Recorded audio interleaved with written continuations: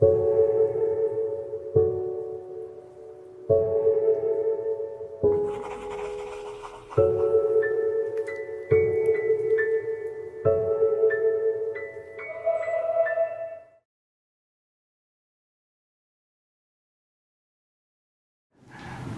이제 이런 것입니다. 집안 살림을 해보신 분들은 좀 공감하실 수 있을 것 같은데요. 어질러지는 게 어떻게 하면 어질러질까요? 집안이 이제 좀 어질러지잖아요. 어떻게 하면 어질러지죠?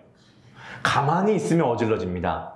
가만히 냅두면 어질러져요. 의도적으로 어질르는 사람이 없습니다. 시간이 지나면 가만히 냅두면 어질러져요. 제가 이제 갖고 있는 버릇 중에 좀 안 좋은 버릇 중에 하나가 뭐냐면 보통 남자들이 갖고 있는 버릇인데요. 물을 마시고 제자리에 놔둬야 될 거 아니에요? 근데 물을 마시고 그냥 그 자리에 놔둡니다. 물을 마시고 그냥 그 식탁에 자리에 놔둬요. 그리고 저는 다른 일을 해요. 저는요, 몰라요. 물을 마시고 그 자리에 놔뒀다는 걸 저는 인식을 못해요. 그냥 가만히, 그냥 저절로 가만히 있으면은 물컵이 어질러져 있고, 양말이 식탁 밑에 있고, 그 다음에 이불보가 이렇게 어질러져 있는 거죠. 그러니까 어질러지는 건 저절로 돼요. 가만히 있으면 어질러져요. 자, 그러면 치워지는 거는 저절로 될까요? 아니면 의도를 가져야 될까요? 저절로 치워지시는 분.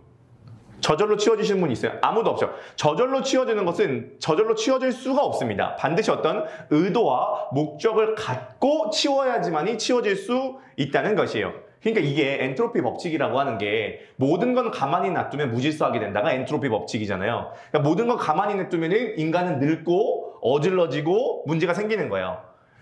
그러나 그것을 거슬러 올라가는 것이 의도를 갖고 목적을 갖고 치우려고 해야지만 이것이 치워진다는 것이죠.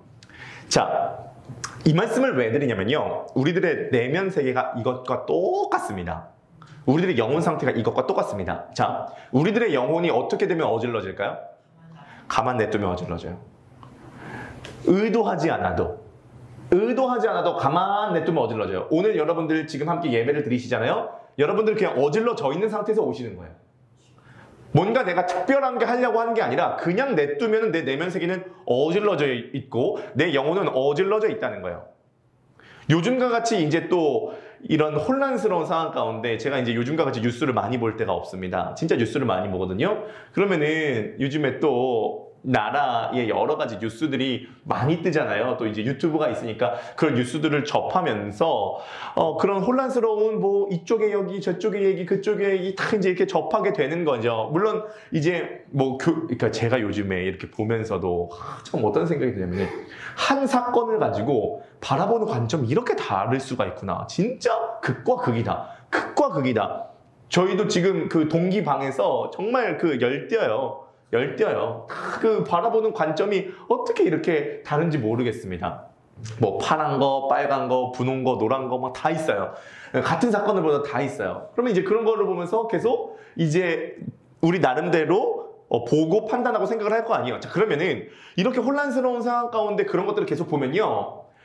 필요하죠. 그리고 우리는 일상생활을 살아가면서 여러 사람들을 만나죠. 그러면 어떻게 돼 있냐면요. 의도하지 않아도 우리들의 내면 세계는 지금 어질러져 있다고요. 저절로 어질러져 있는 거야. 내가 어질르려고 어질르는 것이 아니에요. 저절로 어질러져 있어요. 엔트로피 법칙은 가만 냅두면 악화된다가 엔트로피 법칙이에요. 가만 냅두면은 산만해져요. 우리의 생각은 어떻게 하면 산만해지냐면요. 가만 냅두면 산만해져요. 우리들의 영혼은요. 가만 냅두면 어질러져요. 자, 그러면은 집안도 가만 냅두면 어질러지는데 그걸 치워야지만이 깔끔해지잖아요. 마찬가지예요. 우리들의 영혼도 가만히 냅두면 어질러지는데 이 영혼을 정리를 하려면 어떻게 해야 되냐면 의도를 갖고 정리를 해야 돼요.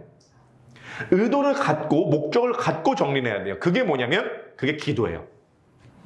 기도를 통하여서 우리들의 생각과 마음과 내면 상태를 의도적으로 정리를 해야지만이 혼란스러운 내 내면이 하나하나 정리가 되면서 상황이 명쾌해집니다. 그래서 반드시 우리는 매일마다 청소를 하듯이 매일마다 씻듯이 매일마다 더러워진 것을 정리를 하듯이 매일마다 하나님 앞에 나아가서 우리가 기도를 하는 것은 매우 중요하다라고 할 수가 있겠습니다. 자, 그러면 우리가 기도를 통하여서 우리들의 영혼과 내면을 정리하다가 보면은 깔끔해지니까 명쾌해집니다. 명쾌해지면은 여러 가지 보이고 깨닫고 생각나는 것들이 많아지게 되는 거죠. 그러니까 기도하다가 보면은 그런 생각이 많이 들어요. 기도하다가 보면 하나님의 마음을 많이 느끼고요. 기도하다가 보면은 복음의 뜻을 이해하게 되고요. 그리고 이것이 가장 큰 복이라고 생각하는데, 기도하다가 보면은 자기 문제가 참 잘 보여요. 아, 이게 문제구나. 내 문제가 이거구나.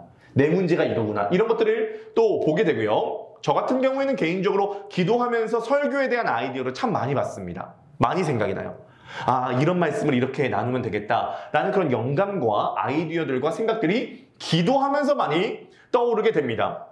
그리고 우리 가정이 나아가야 될 방향도 기도하면서 또 떠오르게 돼요. 어저께도 함께 기도하면서 가정에 대한 기도가 참 많이 되게 되면서 이러한 방향이 딱 생겨나게 된다는 것이죠.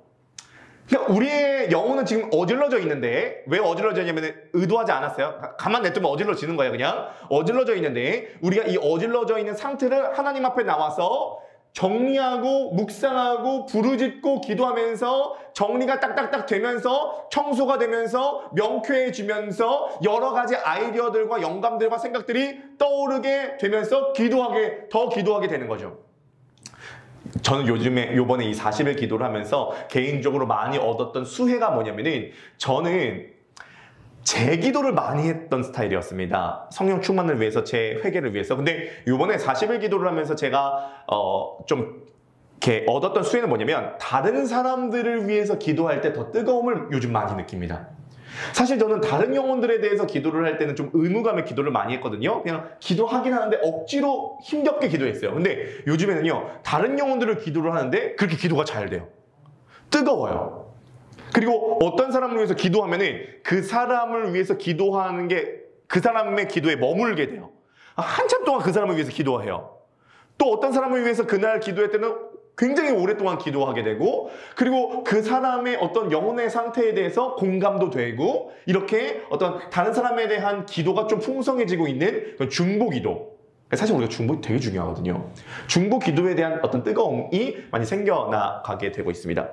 마찬가지예요. 교회를 위해서도 기도해야 됩니다. 우리 공동체를 위해서도 기도해야 되고, 교회를 위해서도 기도해야 된다는 거죠. 그러니까 이제 이런 것입니다. 그 죽은 교회를 부검하다와 살아있는 교회를 해부하다 2권짜리 책이 있습니다. 이 2권짜리 책은요, 저희 이제 그 실천신학 교수님이 미국에 있을 때의 은사 교수님, 그러니까 우리 교수님의 교수님이 쓰신 책인데, 이게 뭐냐면 이분이 미국에 있는 전체 대부분의 교회를 조사를 했습니다. 죽는 교회의 특징이 뭐냐, 살아있는 교회의 특징이 뭐냐, 그래서 표본 조사를 다 한 거예요. 그래서 죽어가는 교회의 특징에서 죽은 교회를 부검하다, 우리 이제 전시대에도 있죠. 살아있는 교회의 특징이 뭐냐, 살아있는 교회 해부하다 해서 2권의 책으로 냈습니다. 아마 내년쯤에 우리가 좋은 교회와 죽어가는 교회에 대해서 금요일날 말씀을 좀 나눌 기회가 있을 것입니다. 그때 이제 저 책 내용을 이제 가지고 조금 더 구체적으로 얘기를 나눠볼 필요가 있겠는데요. 그런데 살아있는 교회를 해부하다, 그러니까 미국에도 지금 살아있는 교회들이 있을 거 아니에요. 그 교회의 특징이 있다고 합니다. 그게 뭐냐면, 반드시 살아있는 교회에는 소수의 기도의 용사가 있다고 합니다. 살아있는 교회는 소수의 기도의 용사가 있다고 합니다. 그러니까 소수의 기도의 용사가 있는 교회는 죽는 교회가 없대요. 단 한 건도 없대요. 이건 데이터예요. 어떤 영적인 것이 아니라 표본 조사를 해서 데이터를 내니까 그러니까 기도의 용사가 있는, 그것도 소수의 기도의 용사, 소수의 기도의 용사가 있는 교회는요, 죽는 케이스가 없더라는 거예요. 거기 나오는 내용 중에 일부를 좀 발췌했습니다. 한번 들어보세요. 룻은 살아있는 교회를 해부하다라고 적은 그 교수님, 목사님이십니다. 이 목사님 사역도 하셨는데 그분의 사모님이세요. 그 사모님이 이렇게 얘기를 한 겁니다. 룻이 목요일 새벽 5시 30분 기도에 동참하자고 말하자 대부분의 교인들은 정중하지만 애매하게 대답했다. 관심이 없다는 걸 알 수 있었어요. 물론 안 좋게 말하는 사람은 없었어요. 다만 목요일 새벽 30분을 투자할 의향은 없었죠. 그래서 어떻게 했나요? 상관없이 기도 모임을 시작했어요. 때로는 3-4명이 참석했죠. 가장 많이 모인 인원은 6명이에요. 대개는 저 외에 1-2명만 모였죠. 그래도 포기하지 않고 마태복음 18장 20절 2-3사람이 내 이름으로 모인 곳에는 나도 그들 중에 있느니라의 약속을 계속 선포했어요. 자, 많이 안 모였대요. 이 룻이 목요일날 새벽 5시 30분에 30분만 기도하자고 얘기를 하니까 다들 반응이 뜨뜻미지근했다는 거예요. 제일 많이 모였을 때가 6명, 보통 자기 빼고 한두 명 더 모였대요. 3명이서 기도한 거예요. 그럼 어떤 일이 일어나냐면 어떤 일이 안 일어났대요. 한번 들어보세요. 우리 해부 결과 이런 사실을 발견했다. 지속적인 소생 이면에는 언제나 작지만 강력한 기도 운동이 있었다. 지속적인 소생 이면에는 언제나 작지만 강력한 기도 운동이 있었다. 하지만 그 운동이 즉각적인 결과로 이어진 경우는 별로 없다. 그 운동이 즉각적 결과로 이어진 경우는 별로 없대요. 루세 교회도 예외는 아니었다. 상황이 즉시 좋아졌다고 말할 수 있으면 좋겠지만 회복의 과정이 때로는 답답할 정도로 느렸어요. 하지만 2년이 지나자 변화가 보이기 시작했답니다. 그리고 언제부터인가 출석 교인 숫자가 증가하기 시작했어요. 심지어 3주 연속으로 세례를 베푼 적도 있어요. 제일 많을 때 6명. 보통 2~3명이 모여서 기도를 하기 시작한 거예요. 소수의 기도의 용사. 근데 변화는 답답할 정도로 느렸다는 거예요. 근데 2년이 지나다 보니까 뭔가 변화가 시작되고 소생이 시작되고 뭔가 보여지는 결과까지 이어지게 됐다는 거죠. 이것은 이 교회 하나의 케이스만이 아니라고 합니다. 표본 조사를 해보니까 살아있는 교회의 특징 반드시 예외가 없습니다. 소수의 기도의 용사가 있대요. 다수의 기도의 용사가 아닙니다. 소수의 기도의 용사가 있다고 합니다. 그러니까요, 지금 우리 교회에서 40일 동안 매일 밤마다 모여서 이렇게 기도하는 것, 이거 대단한 겁니다. 이거 대단한 겁니다. 이거. 그리고 우리가 지금 이 근방에 사는 사람도 많이 없는데 이렇게 모여가지고 매일 밤마다 모여서 기도하는 것, 이것 자체가 역사입니다. 심혜령 권사님은 이 도전을 받아서 아침에 오셔가지고 혼자 오셔서 1시간 기도 더 하고 이제 가신다고 합니다. 소수의 기도의 용사가 일어날 뿐만이 아니라 교회 전체가 기도하게 될 때에 반드시 그 기도는 역사로 이어지게 된다는 거예요. 그건 사도행전 시대도 마찬가지고 오늘날 시대도 마찬가지예요. 소수의 기도하는 용사가 교회를 살리고 하나님의 나라를 확장하게 됩니다. 그러니까요, 우리가 사실은요, 1시간 기도하는 게 그렇게 길지가 않습니다. 왜냐면 한번 보세요. 중보 기도해야 될 사람이 한두 명이 아니잖아요.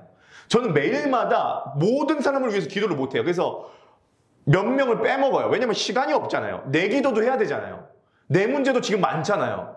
내 문제도 많고 내가 해결해야 될 것도 많으니까 내 기도도 해야 되죠. 교회 기도도 해야 되죠. 중보해야 될 대상이 많으니까요. 사실은요, 1시간은요, 결코 긴 시간이 아닙니다. 결코 긴 시간이 아니에요. 우리 기도를 하다가 보면요. 우리가 기도를 하다 보면 어질러진 우리들의 영혼이 정리가 되면서 명쾌해지고 여러 가지 생각들이 떠오르면서 성령 충만함의 역사가 일어나게 됩니다. 이게 사실 사도행전이죠. 사도행전은 기도를 통해서 성령께 사로잡혔고 그 성령을 통하여서 복음이 전파되는 최초의 사역을 가리키고 있는 것입니다. 자, 그러면 이 사도행전의 특징을 제가 지금부터 말씀드리도록 할 텐데요. 여러 가지 사도행전의 특징이 있지만, 자, 사도행전의 특징을 한마디로 이렇게 정리하도록 하겠습니다. 사도행전 하면요, 요 단어를 떠올리세요. 그게 뭐냐면 거침없음입니다. 거침없음. 뭐 없음이라고 해? 거침없음. 사도행전의 가장 큰 특징은 거침없음입니다. 겁이 없어요. 거침이 없고 겁이 없어요. 망설임이 없어요. 주저함이 없어요. 머뭇거림이 없어요. 머뭇거림, 주저함, 망설임 이런 게 없어요. 사도행전은. 그러니까 원래 제자들은요 다 쫄보였거든요. 사도들은 다 쫄보였어요. 그러니까 예수님이 승천하시고 난 다음에 이들은 워낙 혼란스러운 상황인 거예요. 내면이 다 어질러져 있는 상황이었던 거죠. 이때 이 사도들이 간절하게 기도하기 시작했었던 거죠. 그럼 정리되고 난 다음에 성령의 충만함을 받은 거죠. 그럼 성령의 충만함을 받고 난 다음에 이들에게서 나타난 특징은 뭐냐면 주저함, 망설임, 머뭇거림 이게 없어진 거예요. 사실은요, 우리가요, 사람 앞에서요, 망설이고 주저하는 이유가 있습니다. 왜 그러냐면요, 사람에게 있는 가장 큰 본능 중에 하나가 뭐냐면, 자기 방어 본능입니다. 그렇죠? 자기 방어 본능이에요. 그래서 사람은 언제나 자기를 방어하려고 합니다. 오늘날 다음 세대 가장 큰 문제가 뭐냐면, 다음 세대는 사람을 부담스러워하는 것이 아니라, 오늘날 청소년들이 가장 많이 이용하는 게 무인 편의점, 무인 문방구입니다. 무인이 요즘 가장 유행하고 있어요. 왜죠? 문방구 가서도 사람 만나는 거 싫다는 거예요. 그래서 무인이 유행하고 있다는 거예요. 사람 자체에 대한 부담감을 느끼고 있어요. 그 왜 그러냐면은 이게 사람 안에 있는 이 자기 방어 본능이 있어요. 이 방어 본능이 뭔가를 딱 하려고 할 때 주저주저하게 만들고 망설이게 만들고 머뭇거리게 만들어요. 그래서 거침없이 나아가지 못하게 만들어요. 근데 이 사도들의 특징이 뭐냐면, 성령 충만 사도들의 특징이 뭐냐면 딱 봤을 때 자기 방어 본능이 없어요. 그냥 밀고 가는 거예요. 겁이 없어요. 그래서 그런 얘기가 있잖아요. 우리의 겁이 나는, 이 겁을 내게 하는 게 뇌 중에 편도체라고 하는 그 뇌인데, 그 편도체를 이렇게 좀 뭔가를 제거하면 겁이 없어진다 그러잖아요. 그래서 쥐를 실험을 해가지고 쥐의 편도체를 제거하니까 고양이 귀를 물어뜯었다, 뭐 그런 얘기를 하잖아요. 가가지고 고양이 등 뒤에 물어뜯었대요. 겁대가리가 없어져가지고. 그러니까 이제 이 사도행전에 나타난 사도들의 특징이 뭐냐면 이 겁이 없어진 거예요. 약간 사도행전 쭉 보면요, 뭔가 편도체 이상 있는 사람들 같아요. 편도체 이상 있는 사람들.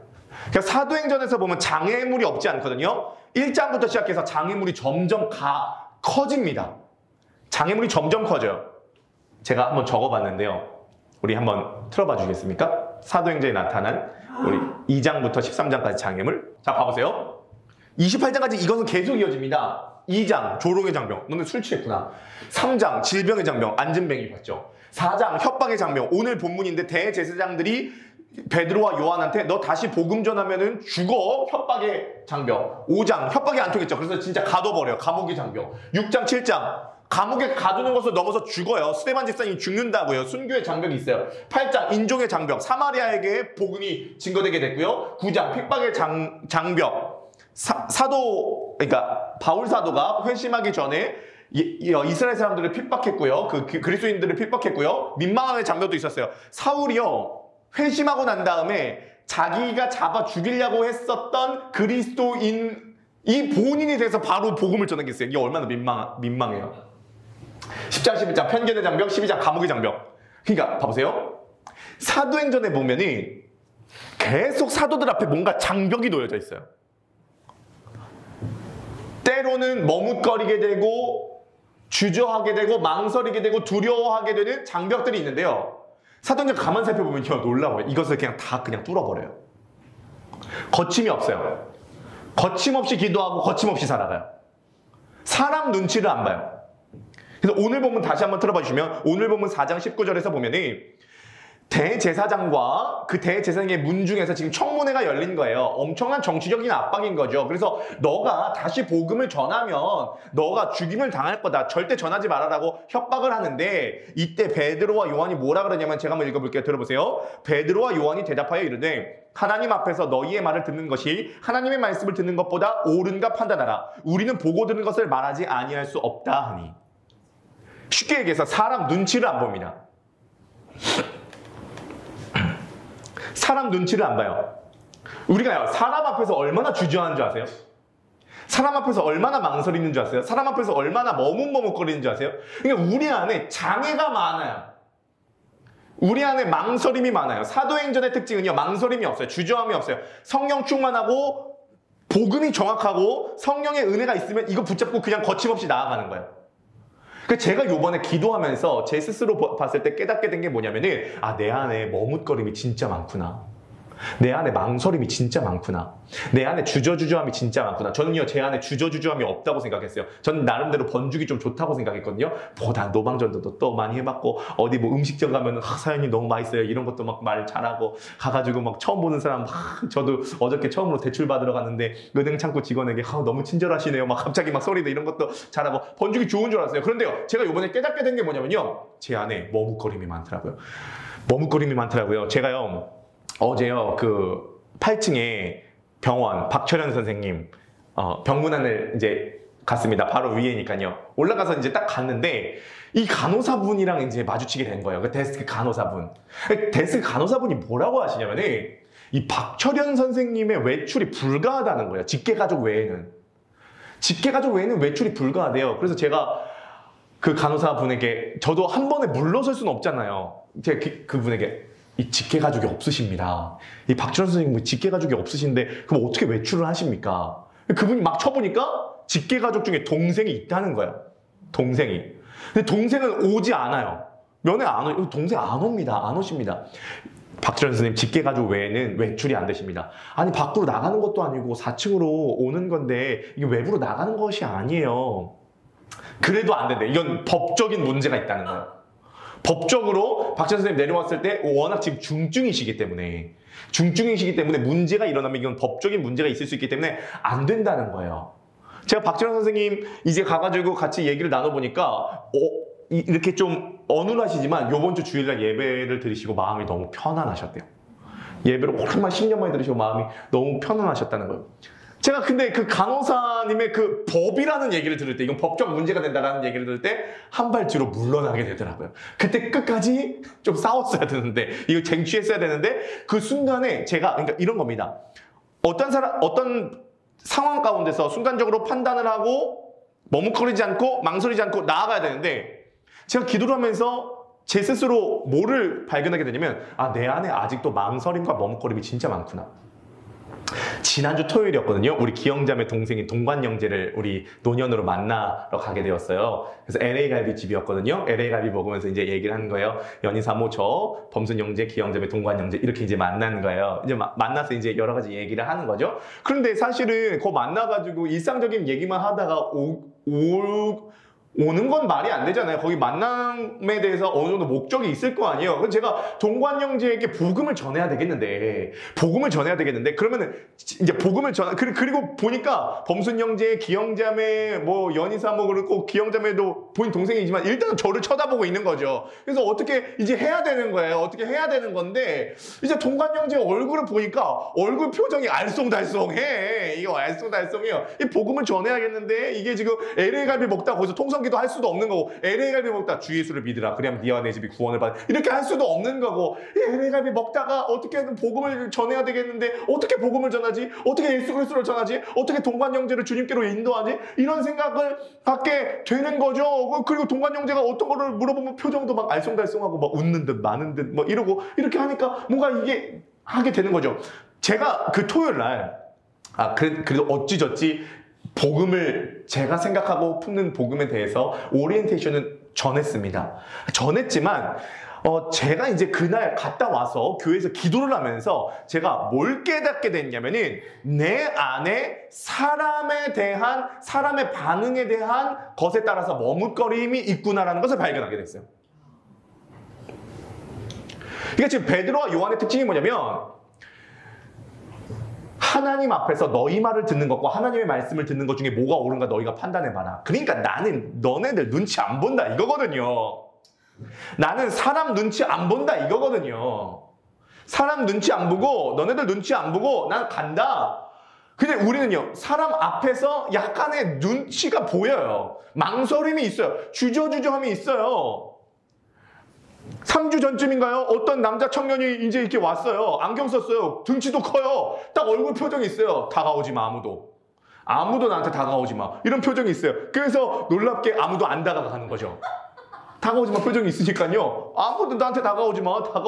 이러는. 그게 안 다가가는 거죠. 우리는요, 사람의 반응에 따라서 우리 안에 주저주저함이 있다니까요. 제가요, 요즘에요, 기도하면서 주님 앞에 기도하는 게 이거예요. 첫 번째, 주님, 제 안에 사랑이 있게 하여 주옵소서. 두 번째 기도하는 거, 주님, 제 안에 겁이 없게 하여 주옵소서.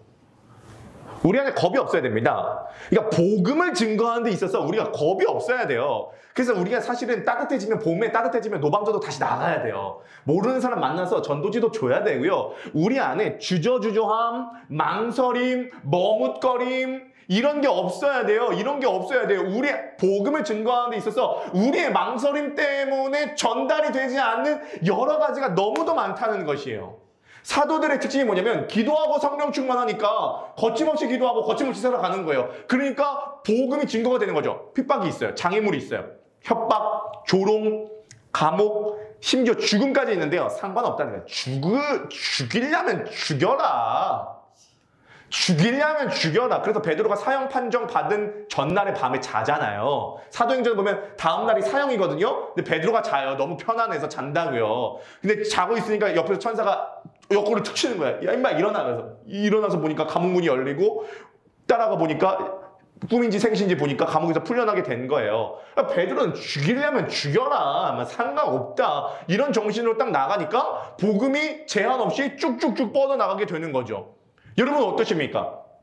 혹시 마음 가운데 주저함과 망설임과 머뭇거림이 좀 있지 않으세요? 그러니까 여기서 보면은 좀 적극적인 스타일이 있고 좀 소극적인 스타일이 있을 거예요. 저도 적극적인 스타일이라고 생각을 했지만 우리 안에 실제로 뭔가 일말에 성령님으로 사로잡히지 않아서 나로 충만하니까 그 자기 방어 본능이 막 작동할 때가 있다고요.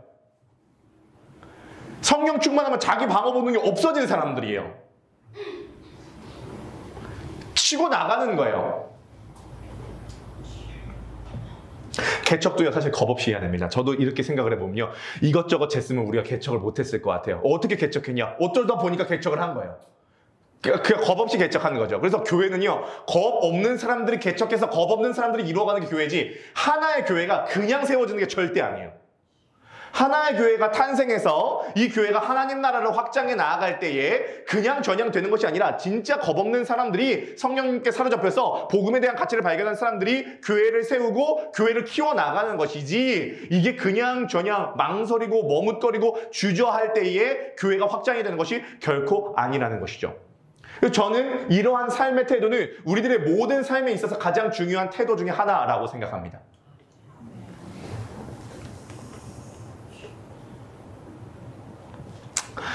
거침없이 기도하고 거침없이 살아가는 것이죠. 근데 이제 문제가 뭐냐면 우리가 이게 또 가만 냅두면 자기 방어 본능이 올라와요. 올라오거든요. 그래서 필요한 게 기도예요. 그래서 사도들이 끊임없이 기도했던 것이고 사도들이 끊임없이 성령으로 충만했던 것이요. 그래서 바울도 그렇고 베드로도 그렇고 요한도 그렇고 어떤 위정자 앞에서도 쫄지 않고 당당하게 복음을 증거할 수 있었다는 것이죠. 우리 고린도 전서 말씀 한번 들어봐 주시겠습니까? 함께 읽어보실까요? 준비 시작. 너희에게나 다른 사람에게나 판단받는 것이 내게는 매우 작은 일이라. 나도 나를 판단하지 아니하노니 내가 자책할 것이 아무것도 깨닫지 못하나 이로 말미암아 의롭다함을 얻지 못하노라. 다만 나를 심판하실 이는 주시니라. 자, 한번 잘 보세요. 바울의 인생 태도가 뭐냐면 1번, 너희에게나 다른 사람에게나 판단받는 것이 내게는 매우 작은 일이래요. 그러니까 나는 다른 사람의 인정을 받는 것이 내게는 매우 작다. 이런 사람들의 공통적인 특징이 있습니다. 나 다른 사람 눈치 안 봐, 나 다른 사람 인정 안 구해 라고 하는 사람의 특징이 뭐냐면 자기 자신에 대한 프라이드가 강한 사람들이에요. 나는 나 스스로 뿌듯해, 나는 나 스스로가 존귀한 사람이야 라고 말하는 사람들이 보통 다른 사람들의 인정을 안 구하는데, 바울의 태도는 그 다음에 더 놀라워요. 나도 나를 판단하지 않는데요. 그러니까 남의 인정도 중요하지 않고 심지어 내가 나를 어떻게 생각하는 것도 중요하지 않대요. 바울의 신앙 태도는 뭐냐면 4절입니다. 다만 나를 판단하실 이는 주시니라. 그러니까 뭐냐면 주님의 판단만 나에게 의미가 있다는 거예요. 다른 사람의 판단이나 내 스스로에 대한 내 판단이 중요하지 않아. 이건 매우 작은 일이야. 나는 그거 신경 안 써. 오직 내가 신경 쓰는 건 주님께서 나를 어떻게 생각하시냐, 주님께서 나를 어떻게 생각하시냐, 이것만 중요해. 그러니까 바울은 눈치를 안 보는 거예요. 오늘 여러분들이 함께 기도하실 때 만약에 여러분들 가운데 조금 주저함과 망설임과 머뭇거림, 이렇게 하면 저 사람들이 나 어떻게 생각할까? 이렇게 하면 저 사람들이 내 뒤에서 무슨 얘기를 할까? 무슨 상관이에요? 어차피 사람의 평가는 좋기도 하고 나쁘기도 하는 게 사람의 평가인데, 이렇게 하면 사람들이 나를 어떻게 바라볼까? 뭔 상관이에요? 무슨 상관이죠? 우리는 주님의 일을 해가는 거죠. 만약에 그러한 망설임과 머뭇거림이 있다면 오늘 주님 앞에 그것을 내어놓고 나아가시기를 바라겠습니다. 주님께서 우리들을 만지시고 치유하시고 또 이 사도들과 같은 담력을 우리들에게 주실 줄 믿습니다. 그리하여서 거침없이 기도하시고 거침없이 살아가셔서 내 삶을 통하여서 정말 한 번은 주님의 역사가 일어나야 될 거 아니에요. 여러분들을 통하여서, 저와 여러분들을 통하여서 이 주님의 역사가 일어나시게 되시기를 주님의 이름으로 간절히 축복합니다.